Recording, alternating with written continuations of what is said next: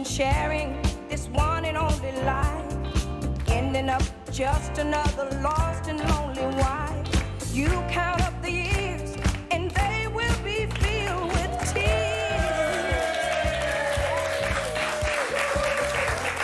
Bonjour tout le monde, bienvenue dans Bel et Bien Ensemble. Alors il y a Sarah, il y a Stan, il y a Abigail Deby, il y a le public. En veux-tu, en voilà, des invités, des thèmes, du bien-être. N'en jetez plus, bisous à tous. Regardez toutes ces stars. Regardez, Bella Hadid, avec ses boissons énergisantes. Gwyneth Paltrow, avec ses pastilles vitaminées. Meghan Markle, avec son latte anti-fatigue, je peux plus. Si toutes ces femmes puissantes ont lancé des solutions bien-être pour lutter contre les coups de barre, c'est qu'il y a un problème. On est bien d'accord. D'ailleurs, 80% des Français disent somnoler pendant la journée, même quand ils ont fait une bonne nuit de sommeil. Et la presse commence enfin à s'y intéresser. Alors, comment surmonter le coup de barre de 13h30 selon la science? Coup de barre après le déjeuner, les solutions pour y échapper, somnolence, le sommeil des Français continue de se dégrader. Donc, un constat s'impose. Nous sommes tous épuisés. À la rédaction, on est crevés. On s'est dit qu'il fallait en parler. Et celui qui nous a donné envie de faire cette émission, c'est lui! Regardez cette personne. C'est lui qui est incriminé. C'est Ewen Hervé, l'ingénieur du sommeil, qui nous livrera ses conseils pour arrêter de piquer du nez. Franchement, je vous jure comment j'en ai besoin. Et quelque chose me dit que les femmes sont davantage concernées par les coups de mou que les hommes. Votre avis, Sarah? Mais c'est quoi cette aire d'autoroute que vous avez depuis tout à l'heure? Je sais pas, je suis vénère comme le tonnerre. Ouais, je suis en autoroute à 4. C'est vrai. Ouais. Bon, en tout cas, je suis d'accord avec vous, Agathe. Je vais pas vous vexer. Parce que le coup de barre, c'est pas qu'un manque de sommeil, c'est surtout le symptôme d'une époque épuisante qui nous demande d'être performante tout le temps. Parce qu'en plus de travailler, on continue à gérer la logistique de toute la famille, penser aux rendez-vous, aux courses, aux anniversaires, aux vaccins, aux papiers, aux lessives. Notre cerveau, en fait, il s'éteint jamais. Alors, Jamais. forcément, on est HS. Et personne n'échappe à cette épidémie. Regardez, Agathe, ces images. Lady Di, votre cousine, qui s'endort en Oui, public. c'est vrai. Angela Merkel qui roupille Angela. pendant un sommet. Eva Longoria qui est vécue par chaos. Et Elisabeth II qui fait un petit somme sur le trône. Alors Abigail, est-ce que vous partagez mon constat? Les femmes, elles sont plus particulièrement touchées par les coups de barre. Oui, effectivement, en fait, les femmes sont plus sujettes à l'hypersomnolence que les hommes. Et il y a plusieurs raisons à ça. Déjà, en fait, elles ont plus de charge mentale, comme vous l'avez dit, mais elles sont aussi plus sujettes au stress chronique. Le fait d'être en hypervigilance constante, c'est très, très énergivore et donc coup de barre pendant la journée. Il y a aussi les variations hormonales, notamment la ménopause. Pour Agathe. Voilà, effectivement. Elles sont aussi plus sujettes à la fatigue chronique et donc plus sujettes aussi aux troubles du sommeil, particulièrement, comme je l'ai dit, pendant la transition ménopausique, puisque le sommeil va devenir moins réparateur, plus fragmenté. Évidemment, il y a plein de causes, mais les femmes sont extrêmement touchées, à la fois à cause de leur mode de vie et puis à cause de perturbations biologiques, hormonales aussi. C'est marrant parce que toutes les émissions qu'on a faites, j'ai l'impression que les femmes sont plus touchées. Oh oui, Agathe, en effet, il n'y avait jamais eu un nom, quoi. Non. Regardez ce chiffre. Un Français sur 3 a une envie irrépressible de dormir pendant la journée, même après une nuit correcte. Mais rassurez-vous, ça se soigne.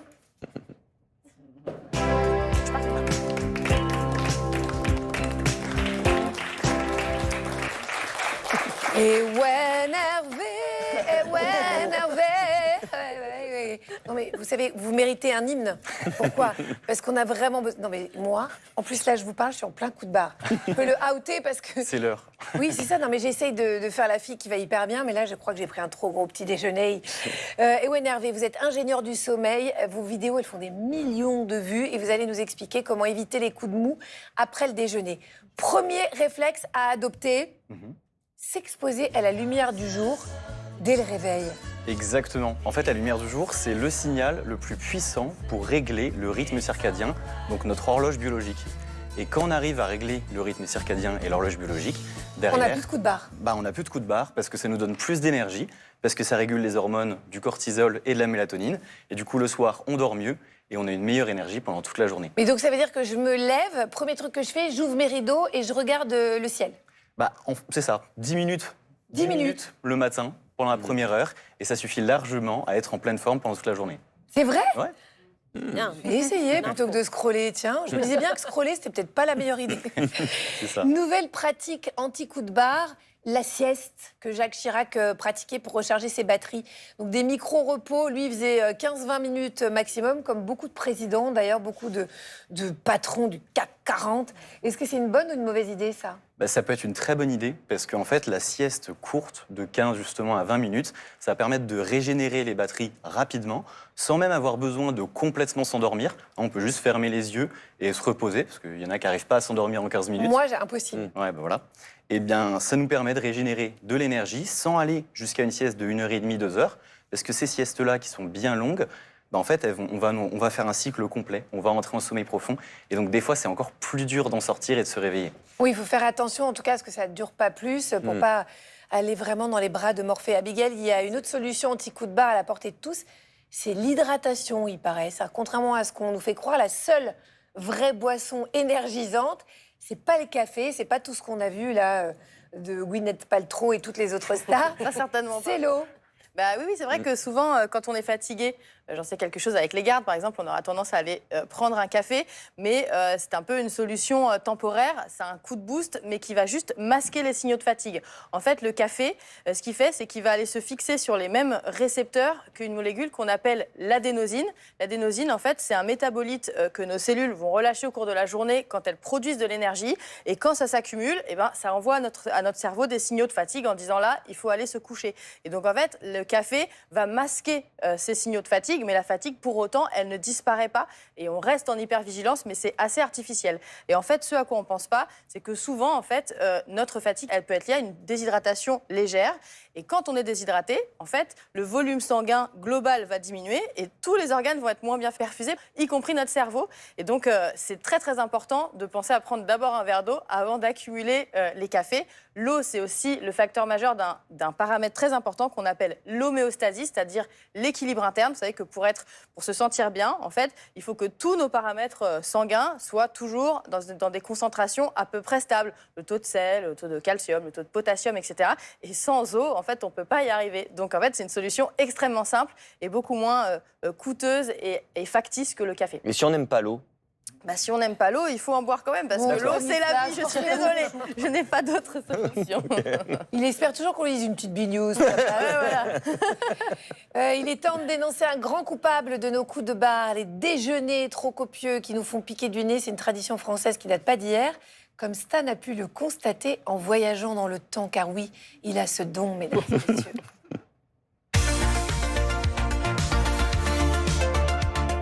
Oui, en fait, en fouillant dans notre passé, j'ai réalisé que la première cause de nos coups de barre en France, c'est pas le manque de sommeil, non, c'est ça, le cassoulet. Ah oui, parce que chez nous, ça fait des siècles qu'on se goinfre, qu'on gueuletonne. Notre gastronomie, c'est une orgie de crème, de beurre, de sauce, de bonheur. Regardez nos plats préférés. Tartiflette, Agathe, choucroute, raclette, pot-au-feu, confit de canard. Oui. En France, même les haricots baignent dans la sauce. Une abondance rabelaisienne où l'excès, en fait, est vu comme une forme de joie de vivre, un côté épicurien. Et dès le XVIe siècle, l'idée d'un appétit gargantuesque s'installe alors dans notre pays, où la noblesse fait du banquet une démonstration de pouvoir, de puissance. Vive l'opulence, qu'on sorte les bassines et qu'on s'en mette plein la panse, en scandant des slogans grivois à nos femmes, à nos cheveux et à ceux qui les montent, lançait Jacques Chirac en trinquant avec ses collaborateurs lors des dîners d'affaires du RPR. Et le pire, c'est que non seulement on mange gras, mais on y passe beaucoup de temps. C'est la grande bouffe à chaque repas. Le coupable, c'est lui. Je vous présente Auguste Escoffier, le pape de la gastronomie française, qui à la fin du 19e... Moi, je l'adore. Ouais, bon, moi aussi, en vrai. Il sacralise le cérémonial. Vous le connaissez, le cérémonial.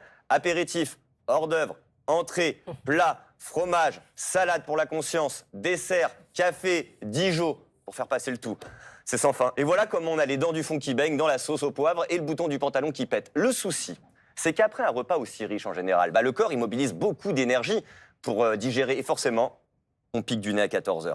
Non. Ouais, il faut l'aider, quoi. Il faut l'aider. C'est pour ça qu'on dort. Et s'il y en a une qui incarne à elle seule la digestion roupillatoire, c'est notre bonne vieille Maïté. Et ses recettes roboratives. Avec elle, tout devient gras, très gras. Même une paella. Enfin, une paella façon Maïté. Maïté, qu'est-ce que vous allez nous préparer aujourd'hui? Eh bien, aujourd'hui, c'est excellent. On va faire une paella de la côte basque. Mais alors, c'est un plat, il faut être très nombreux le jour où on se met à faire ça. Oui, il faut mettre au moins un minimum 10 personnes. Il faut mettre tout de suite du poulet, du poivron, du lapin. On peut rajouter du porc si on veut, et c'est presque nécessaire. Des moules, des praires, des sèches, des coques.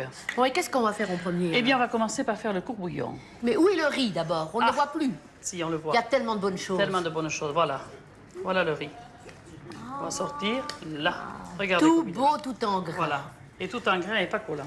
Et bien maintenant, invitez vos amis. Alors, bon appétit et à bientôt. À bientôt, bon appétit. Et surtout, bonne sieste C'est digestive. ça, c'est le fameux Bon riz qui courage. luit, quoi. C'est ça. Il luit d'huile.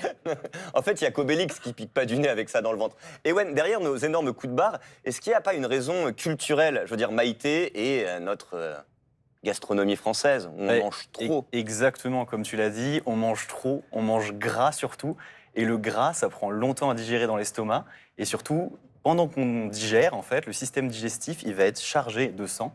Et il va en fait quasiment attirer tout le sang du corps. Ce qui fait que le cerveau va avoir un petit peu moins d'énergie. Et résultat, en fait, on ressent la fatigue. Pas parce qu'on est très fatigué, mais parce qu'on est occupé à faire autre chose. C'est ça. Et Wen, à quelle heure est-ce qu'on doit passer à table si on veut éviter de somnoler après le déjeuner, comme Raymond Ouais. Barre sur les bancs de l'Assemblée? Et pas trop tard. En fait, c'est surtout, il faut pas repousser le déjeuner. Parce que si on repousse derrière, on a envie de manger vite, de manger Pas gras. avoir trop faim, en fait. Voilà, faut pas avoir trop faim. Parce que sinon, si on mange trop vite, trop gras, on prend même pas le temps de mâcher. Et là, ça fait encore plus de travail pour le système digestif. Moi, j'aime bien m'affamer avant une raclette. Comme ça, quand... Non, franchement, Ouais, c'est vrai. Elle arriver- jeûne 2 jours vrai. avant. mais pour être sûr d'en Pour manger, être- d'avoir encore plus de place pour en manger encore plus. Et si un repas trop copieux fatigue, est-ce qu'à l'inverse, un repas trop léger, ça peut aussi provoquer des coups de barre? Peut-être un petit peu. Si on est en hypoglycémie, ça c'est sûr que ça peut en effet provoquer un petit coup de barre. Ça fait trop longtemps qu'on n'a pas mangé. Surtout si on a fait du sport. Il faut quand même se donner de l'énergie au corps, quoi. Ouais, oui, Stanislas, arrêtez de jeûner, mon chou. Est-ce que je suis crédible? Non, pas du tout. Merci, Ewen Hervé, pour vos conseils. On va vous retrouver, bien sûr, très vite sur vos réseaux sociaux qui sont remplis de bons conseils, justement, pour garder son énergie et bien dormir. Les coups de barre, c'est pas qu'une affaire de sommeil, c'est aussi lié à ce qu'on met dans son assiette. Sarah, les Français, est-ce qu'ils font les bons choix alimentaires? Ils font des choix J'en minables, doute, Sarah. comme moi. Parce que quand on veut de l'énergie, bizarrement, Agathe, on jette exactement sur ce qui nous assomme. Eh oui. Sucre, café, aliments transformés, grignotage. Bref, on nourrit notre fatigue au lieu de la corriger. Jugez plutôt. Quand vous avez un coup de barre, sur quel aliment vous jetez-vous pour avoir un petit effet coup de boost? Je prends un peu de chocolat. Un peu de chocolat. Bah oui. La caféine. Mais il faut peut-être la prendre un peu avant le coup de barre. Comme ça, le temps que ça fasse son effet. Selon vous, quels sont les aliments qui boostent? Il y a le sucre, les céréales et les boissons énergisantes. On va penser à tout ce qui est fruits, plein de vitamines, vitamine C. Les fruits, bonne réponse. Et il y a aussi les asperges qui apportent des vitamines, des fibres et des minéraux pour lutter contre la fatigue. Avouez que ce serait dommage de ne pas en profiter. Bon, en revanche, j'ai pas eu le temps de les cuire. Alors attends, parce qu'il y a une sorte de duplex à faire, j'arrive tout de suite. Parce que j'avais besoin de quelqu'un, mais j'ai trouvé personne, comme ça tu le fais. Oui, Agathe, je suis avec Jocelyne, qui, pour lutter contre les coups de barre, a trouvé la solution, puisqu'elle ne se balade jamais sans ces asperges. Vous pouvez nous montrer, s'il vous plaît, Jocelyne? Et bien voilà, je peux en croquer parce que c'est très bon. Et ça lutte vraiment contre les coups de barre, me dit-elle. Les 4 barres et tout ça, oui, tout à fait. Et vive les asperges! Merci à vous les studios. Et malheureusement, maintenant, elle n'est plus. Après ces asperges. Et à son âme. Oh là là, non, on peut les remercier quand même. Oui, hein. merci à eux. De tous ces passants, là, que vous te Très retrouvez. volontaire. Voilà. Volontaires, très motivés. Alors Abigail, on sait que l'assiette, elle influence finalement notre état de fatigue. C'est quoi les aliments qui boostent réellement en fait? Il n'y a pas d'aliment miracle. Donc en fait, ce qu'il faut chercher, c'est plutôt avoir un niveau d'énergie un petit peu stable au cours de la journée pour éviter justement ces fameux coups de barre.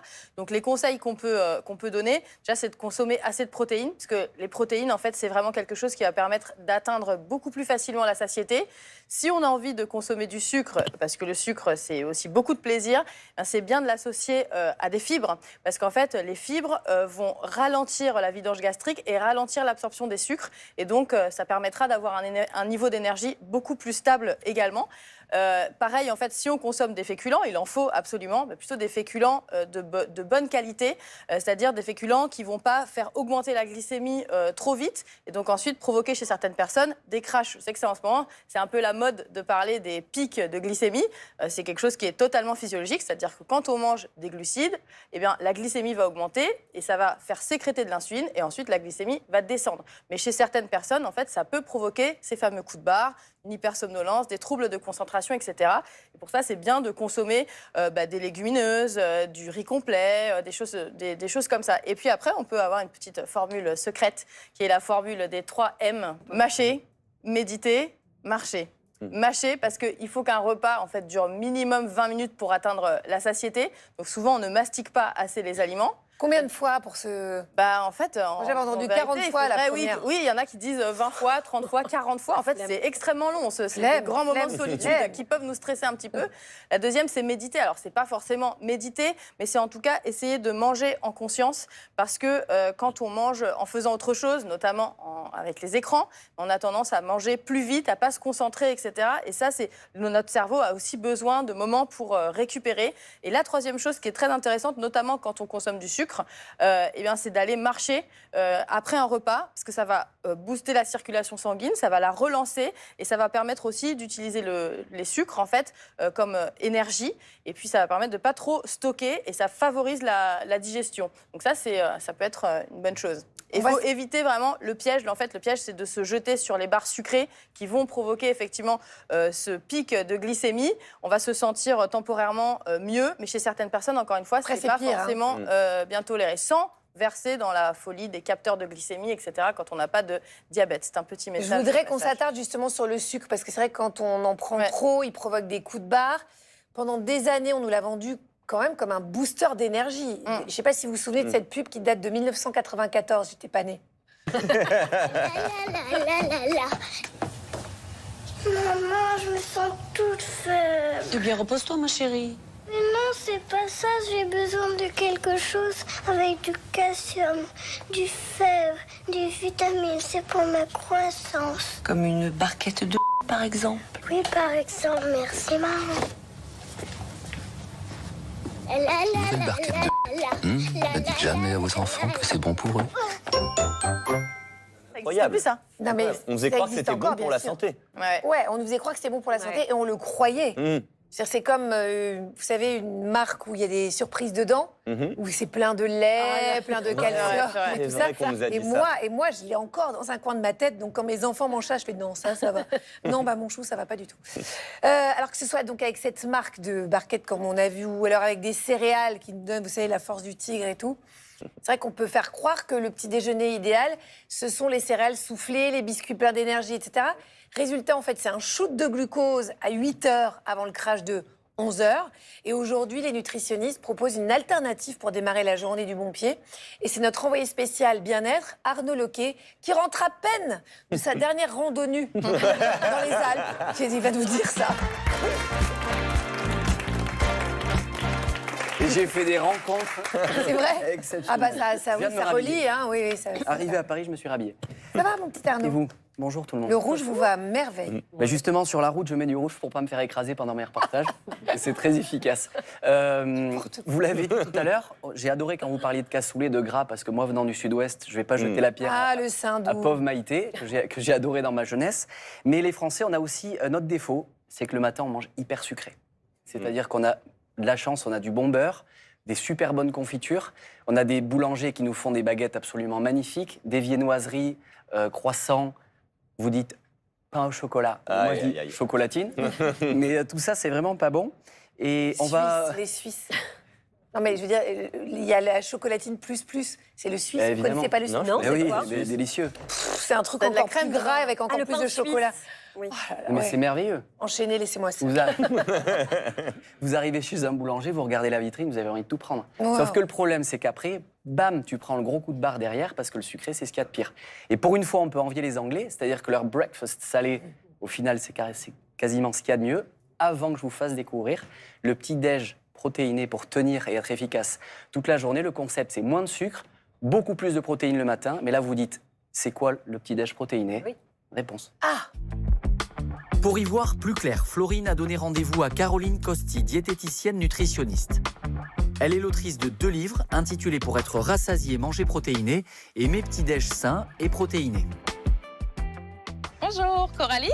Oui, bonjour. Je suis Florine, enchantée. Enchantée. Dis-moi, je t'ai donné rendez-vous ici parce que j'aimerais faire des courses saines, équilibrées et surtout protéinées. Est-ce que tu peux m'aider? Ouais, ça tombe bien, j'allais justement faire mes courses. Donc, je t'embarque. On y va. Les protéines, c'est important dans notre alimentation parce que ça fait partie donc, des macronutriments et les protéines entrent dans la constitution de nos cellules.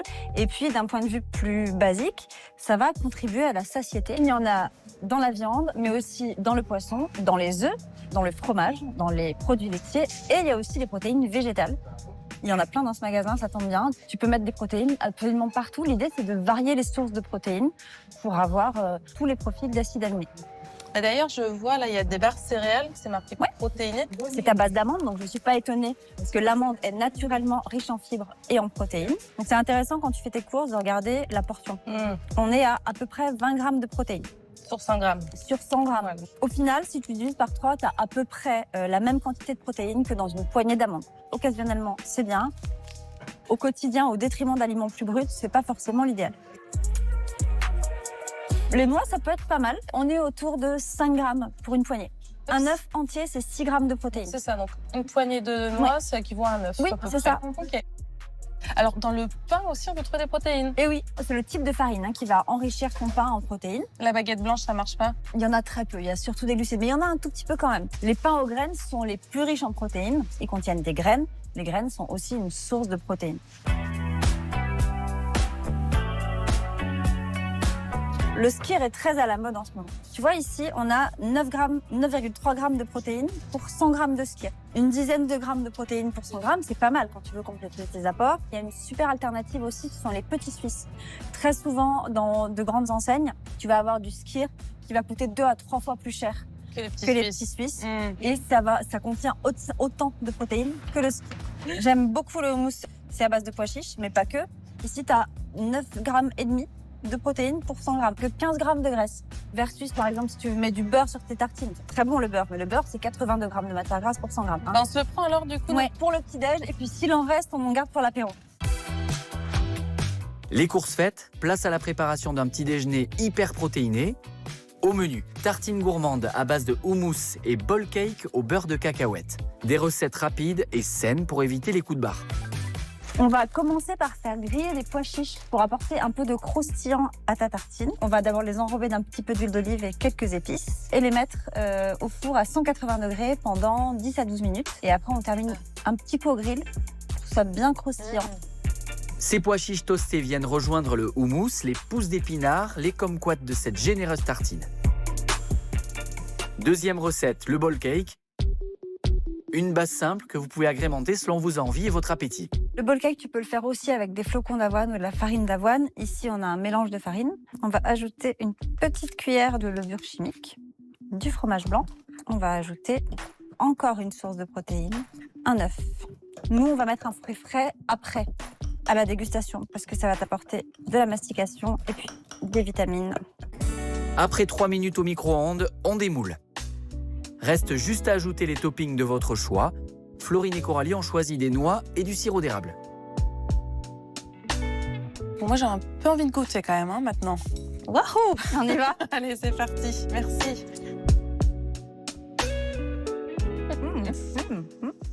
C'est très, très bon. Et manger sainement, c'est manger gourmand. Et ben voilà, on est bien inspiré. Et c'est vrai que c'est ce vers quoi il faut tendre. Oui, complètement. Et c'est pas juste se faire plaisir, un bon petit-déj. On le dit souvent dans l'émission, il faut soigner le cerveau. Et là, grâce à des petits-déj comme ça, vous lui offrez du carburant toute la journée. Il vous tient vraiment en forme. Alors, défi pour ceux qui nous regardent, parce qu'on va solliciter les réseaux sociaux de l'émission qui cartonnent. On a souvent plein de commentaires. Là, demain matin, vous nous faites une photo de votre bowl cake protéiné et vous nous direz si vous avez ou non piqué du nez à 11h. Et Abigail, est-ce que vous validez? Est-ce que vous conseillez à tous les gens qui nous regardent de foncer sur ce petit déj-là? Oui, on a dit en fait les protéines, ça permet d'atteindre plus de satiété, donc ça permet d'avoir un niveau d'énergie beaucoup plus stable qu'un petit déjeuner sucré. Et puis en plus, ça permet d'apporter des acides aminés qui permettent qui sont les précurseurs de beaucoup de neurotransmetteurs au niveau de notre cerveau. Et donc, ça permet de fabriquer, par exemple, de la dopamine qui permet d'être concentré, motivé, d'avoir des capacités d'attention, etc. Donc, oui, c'est une excellente idée et c'est vraiment toute une idée de déconstruire. Enfin, là, maintenant, quand même, ça devient un discours quand même beaucoup plus général, qui est que le petit déjeuner sucré, probablement, ça ne convient pas à grand monde. Voilà. Ah, voilà, ça c'est dit. Arnaud, il paraît que vous faites l'aller-retour dans le Massif central cet après-midi. Et puis surtout nu, donc j'y vais. Ouh là là, ici. Je reprends ma rando nu dont vous parliez tout à l'heure. N'oubliez pas de nous ramener des images. Il est là pour ça. Vous ne l'avez pas vu, mais donc il s'est cogné en partant. Je l'aime trop.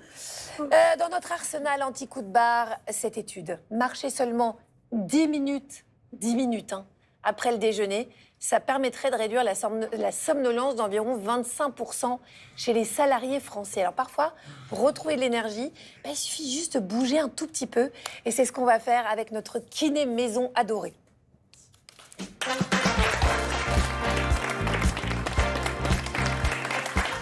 J'ai des magnifiques coussins aujourd'hui. Ouais, montrez-les, tiens, aux téléspectateurs, franchement, les je tiens coussins. à montrer. Regardez. On est quand même super bien accueillis. Voilà, alors que moi, regardez. Merci pour mes fesses. Le coussin en solde. Je peux vous le laisser si vous voulez. On est quand même sur une fin de stock. Aymeric, il faut dire qu'on vous attendait parce qu'avec vous, on a des solutions très très concrètes. Vous allez nous révéler vos exercices magiques parce que ce sont des exercices qui relancent la machine. Parce que c'est vrai que notre manque d'énergie, il vient aussi de notre manque de mouvement. Moi, j'ai appris une grande chose dans cette émission, c'est que le mouvement, c'est la vie, au fond. Oui, absolument. Et l'idée, c'est de se dire comment je vais pouvoir utiliser les exercices pour me stimuler. On en a parlé un tout petit peu, mais lorsqu'on a un coup de fatigue, un coup de pompe, c'est que notre corps, il est en train de passer dans un mode repos, récupération. On en a déjà parlé dans l'émission. C'est le système nerveux parasympathique, celui de la récupération. Nous, ce qu'on va essayer de faire avec des exercices, c'est de basculer dans l'autre mode, le mode plutôt sympathique. C'est le système du stress, mais en même temps, on en a un peu besoin pour l'énergie. Mais aussi de l'action. Donc, c'est pas un système qui est forcément mauvais en soi. Il faut faire attention de ne pas être tout le temps. Il faut équilibrer. Mais on va essayer de trouver des petites astuces pour pouvoir justement rebasculer quand on en a besoin et qu'on veut passer à l'action. Est-ce que j'ai des acolytes qui veulent bien? Oui, bien sûr. Cobayes, j'ai dit. C'est-à-dire qu'en fait, le problème, c'est que Stan est déjà crevé d'hier, mais voilà. Donc ça, on va faire quoi? On va faire des gestes pour après le déjeuner, c'est ça? Et justement, vous relevez quelque chose d'intéressant, c'est quand on est crevé, mais qu'on a une journée un peu sédentaire. D'accord. Une journée à passer à la télé, une journée sur un bureau. On a les sensations vraiment de « je suis fatigué, je ne peux pas bouger ». Mais en fait, on confond une fatigue qui serait plutôt psychologique d'une réelle fatigue physique. Parce qu'en réalité, nos corps, on peut bouger. Donc il faut essayer quand même de se mettre en mouvement. Pour ça, on va commencer par des choses quand même douces. Aujourd'hui, pas de saut, pas de charge, des étirements dynamiques. On va venir croiser Stan est tellement content. Il est rassuré. Il est rassuré. Génial. Dans cette position très simple, on va venir se pencher vers l'avant. Quand même faire des trucs. On va quand même faire des trucs. Et on va se redresser. Et on va le faire comme ça en dynamique. Au début, on va se sentir un peu raide, c'est pas grave. Et on va venir aller chercher de plus en plus de tension et d'étirement. Exactement. L'idée, c'est qu'on va quand même mettre de l'intensité dans cet étirement. On y va progressivement. Mais l'intensité va permettre justement de réveiller un peu le corps. Et on va évidemment venir faire les deux côtés. Donc l'idée, c'est d'avoir cette tension d'étirement assez intense. Vous le faites chez vous, hein, bien sûr. Ensuite, on va faire une deuxième petite routine. On va venir croiser les mains. Ça, je sais faire. Pivoter. Ça, je sais faire. Lever une jambe. Ça, je sais pas. Et aller chercher vers le plafond, mais aussi vers l'arrière. Moi, je suis premier degré, j'ai cru qu'il fallait vraiment lever la jambe. Et là, on va chercher vraiment à se grandir et à reculer comme si on voulait toucher Agathe qui est derrière nous. Et on relâche. Ah, ça fait du bien. Il n'y a pas besoin d'y passer 20 minutes. 10 d'un côté, 10 de l'autre, 10 du deuxième exercice. On a déjà une très bonne routine pour éviter ce coup de fatigue. C'est vrai que ça fait du bien. Dès qu'on se met en mouvement, ça y est, quoi. On retrouve de l'énergie. On peut aussi utiliser la respiration pour ça. Aussi bien la respiration et la méditation peuvent permettre justement de passer en mode parasympathique repos et ça peut être des outils pour s'endormir. Mais à l'inverse, ça peut aussi être des outils pour pouvoir se stimuler et se réveiller en faisant l'inverse. Je vais d'abord vous l'expliquer avant de vous le montrer. On va venir inspirer à fond et ensuite on va enchaîner beaucoup de petites respirations en restant à haut volume. Donc je suis ici, voilà. Je gonfle à fond et là, une main sur la poitrine, une main sur la cage et là... C'est une fille. L'idée en faisant ça, En rythme, du c'est coup. exactement en rythme, c'est d'essayer d'hyper-oxygéner le corps et le cerveau pour justement venir se stimuler et se réveiller.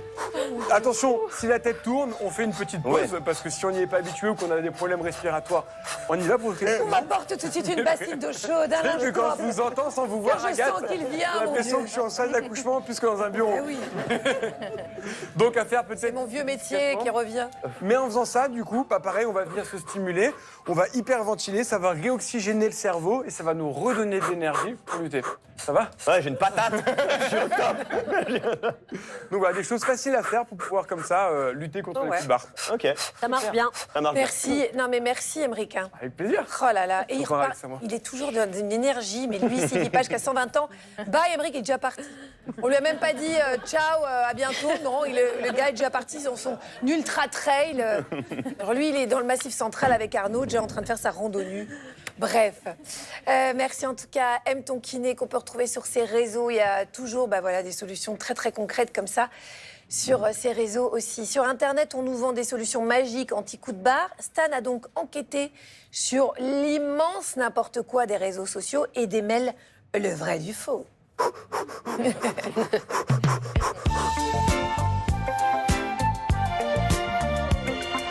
Je suis prêt. Oui, sur Internet, il y a à boire et à manger quand on veut éviter de roupiller à 14h. Première tendance, alors ça j'adore, ça s'appelle le nappuccino. Mélange de nappe, qui veut dire sieste en anglais, et de cappuccino, qui veut dire cappuccino en italien. L'idée, prendre un café juste avant une micro-sieste de 15 minutes. Comme la caféine agit au bout d'un quart d'heure, on profite d'abord du repos et au réveil, quand le café a fait son effet, on a la patate. Alors évidemment, excusez ma vulgarité, mais billevesé, n'importe quoi. Déjà parce que personne n'est réglé comme une montre suisse au point de calculer précisément son temps d'endormissement. Et puis, Abigail l'a dit tout à l'heure, le café masque la fatigue, mais ce n'est pas une potion magique. Ouais, mais ça marche un peu pendant les gardes. C'est ce que nous on fait Oui. pendant les gardes de nuit. Oui, mais elle est en train de ruiner ma chronique. Pardon. Autre tendance. Écouter de la musique qui réveille, pas une berceuse évidemment, plutôt une chanson qui donne la pêche. Moi, vous savez, j'ai des goûts de vieux, c'est ça. Alors J'adore. Ah oui, ça marche. Ça marche, ok. Abigail a validé. Silence. Alors, ce n'est pas la mélodie en elle-même qui donne un coup de bout, c'est la musique entraînante, en fait, c'est que en fait, notre boule, il chamboule, on se met en mouvement et en fait, on se dit stop au coup de barre grâce à la musique, comme ces bébés le font, regardez. On remet son corps en mouvement, on se synchronise sur le tempo de la chanson, ça stimule l'humeur et la motivation. Et en plus, ça relance la circulation sanguine. Avoue que c'est une bonne idée. Mais oui, on n'a qu'à danser, voilà. Ok, super. Allez, une dernière tendance anti-coup de barre. Mâcher un chewing-gum un peu comme un cow-boy. Ah ouais. Eh bien, figurez-vous que mâcher son chewing-gum comme ça, eh bien, ça peut être très utile à court terme quand on fatigue, par exemple en voiture ou en réunion. Mâcher, ça oxygène le cerveau, donc ça augmente la vigilance. C'est le même mécanisme en fait que quand on bâille. On relance la circulation sanguine. Ça sert à ça le bâillement, se remettre en mouvement, maintenir l'alerte. Donc bâiller, ça permet de rester éveillé et puis ça permet aussi de faire bâiller les autres en général. Il paraît que si on baille pas, c'est qu'on n'est pas empathique. Ouais, exactement, et que vous m'aimez pas. Au général. Alors là, je suis vexé. C'est rien qui vient. Je suis vexé. Non, mais je dois vraiment me concentrer. Merci beaucoup, Stan. On continue à lutter contre nos coups de barre grâce au pouvoir des plantes cette fois.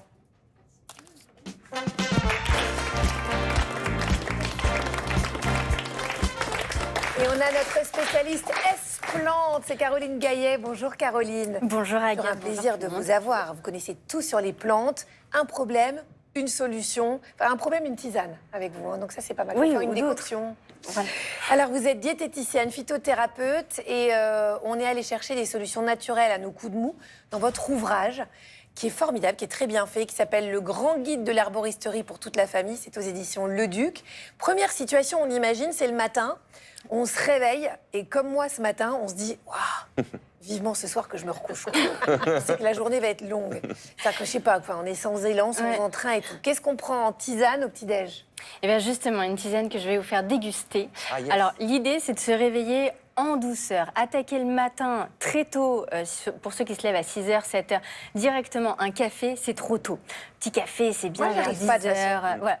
Donc, vaut mieux se réveiller avec une tisane. Et dans les tisanes, il y a des plantes qui sont... Pardon, je vous interromps, mieux que le thé? Oui, alors le thé, ça peut être bien quand même. Hein. Le thé vert est déjà, la théine est moins agressive que la caféine du café, donc ça peut déjà être une option. Et puis vous avez du thé au jasmin, du thé à la menthe, avec des plantes qui quand même stimulent, mais sans exciter. En fait, c'est ça qu'il faut pas. C'est exciter d'un coup le corps, parce que quand vous excitez d'un coup, ça retombe d'un coup aussi. Donc, dans les plantes que je vous fais déguster, j'ai choisi le romarin, le gingembre et la réglisse. Merci. Alors, le romarin, tout le monde le connaît. C'est une plante qui est connue pour le foie. En fait, ça va réveiller tout votre système digestif, mais en douceur. Goûtez-moi ça. C'est pas amer, c'est plutôt bon, c'est goûtu. C'est super bon. Donc romarin, ça réveille le tube digestif, ça réveille le cerveau aussi. Le romarin est connu pour ses propriétés de tonifiante intellectuelle. Et c'est en plus une plante qui apporte beaucoup d'antioxydants, qui n'est pas amère et qui passe très bien en boisson de matinée. J'y ai ajouté du gingembre. Tout le monde connaît là aussi ce rhizome de gingembre. Vous pouvez l'utiliser frais, le rhizome que vous achetez au marché, vous tranchez quelques rondelles, ou sinon sec en herboristerie. Le gingembre est un stimulant physique, stimulant aussi un petit peu intellectuel, stimulant du tube digestif, qui va donc aider. Ça aide à la motricité de l'intestin, c'est pas mal. Tout à fait, ça réveille le tube digestif Aphrodisiaque aussi, non? Oui, petit effet, effectivement. Et j'ai mis de la réglisse. Elle se sent vachement, la réglisse. Ouais. Ça que j'aime bien. La réglisse, c'est intéressante parce que c'est un édulcorant naturel, Stan. C'est pour ça que tu as ce petit goût sucré, alors que la tisane n'est pas sucrée. Et effectivement, je vous déconseille de commencer la journée par du sucre dans votre boisson, quelle qu'elle soit. Donc là, avec la réglisse, on a ce petit goût sucré. La réglisse, c'est une plante qui agit sur nos glandes surrénales, donc les fameuses qui produisent le cortisol, mais dont on a besoin et qui se mettent en action le matin. Et donc, pour les soutenir, c'est bien d'avoir un petit peu de réglisse. Prudence toutefois avec la réglisse chez les personnes qui seraient hypertendues, donc avec de l'hypertension artérielle, parce que ça peut un peu jouer. Après, si on n'en prend qu'une tasse par jour le matin et associé avec d'autres plantes, on est tranquille à peu près. Voilà. Hey, je vais super bien tout à coup. Nouvelle situation. Quel petit apéro naturel, bien sûr, des temps rendez-vous stade, car je voyais tout à coup votre œil se mettre à briller comme un possédé.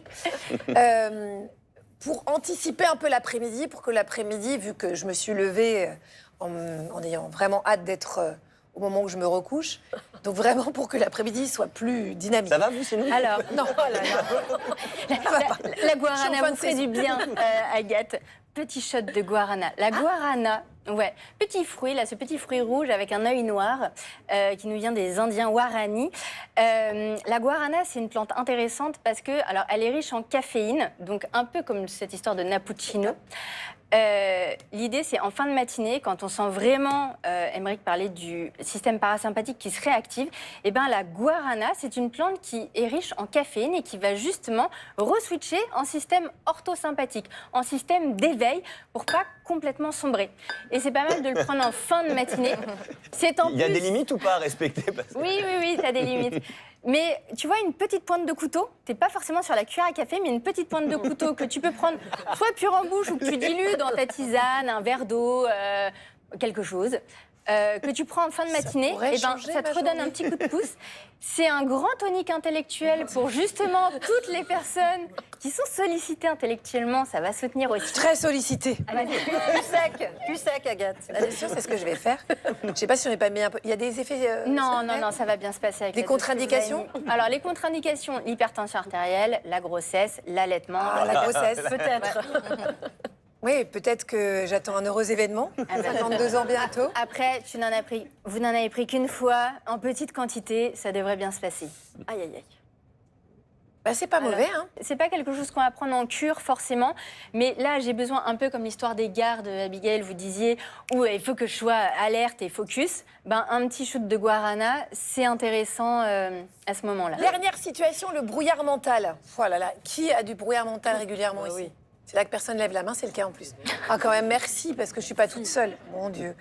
On peut l'avoir, et a fortiori, entre 14h et 17h. C'est-à-dire que on lit 3 fois la même phrase parce qu'on n'arrive pas à se concentrer. On oublie les mots. On a l'impression qu'il y a de la distance entre nous et le monde. C'est très désagréable.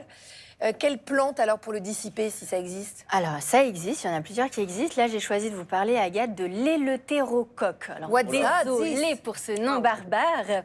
On peut aussi l'appeler le ginseng sibérien ou ginseng de Sibérie. C'est une plante qui qui est toujours très utilisée par les athlètes russes, ukrainiens. C'est une plante de l'endurance physique, sportive et intellectuelle. C'est la plante phare de l'étudiant. Là, tous ceux qui doivent réviser le brevet, le baccalauréat, qui sont sollicités intellectuellement, qui ont beaucoup de charge mentale, etc. Pensez à l'éleutérocoque. C'est une plante de l'étudiant à tous les moments de l'année, quand vous passez vos partiels, etc. Déjà, c'est une adaptogène. Donc, ça aide le corps à mieux s'adapter à tous les stress. Et c'est un stimulant physique et intellectuel. Donc, pour toutes les tâches que j'ai à mener, qu'elles soient physiques ou qu'elles soient intellectuelles, avec l'éleutérocoque, vous êtes vraiment soutenu. Vous êtes aidé, en fait, dans tous ces processus cognitifs. Génial.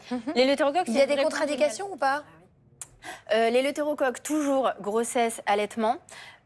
Hypertension, attention. Diabète aussi. Le diabète, quand il est déjà médiqué, ça peut interférer avec certains traitements à visée hypoglycémiante. Donc toujours sous contrôle d'un professionnel de santé. Mais ça marche En vite. excès, en tout cas. Merci beaucoup. Enfin, en tout cas, pas en excès si on n'a pas pris conseil avec... Comme toujours. Auprès de son médecin. Voyez-moi, il faudrait vraiment une plante pour m'apprendre à faire une phrase jusqu'au bout. Ce serait merveilleux, car aujourd'hui, le coup de barre a été plus fort. Merci beaucoup, Caroline, pour ces précieux conseils. On va se retrouver demain.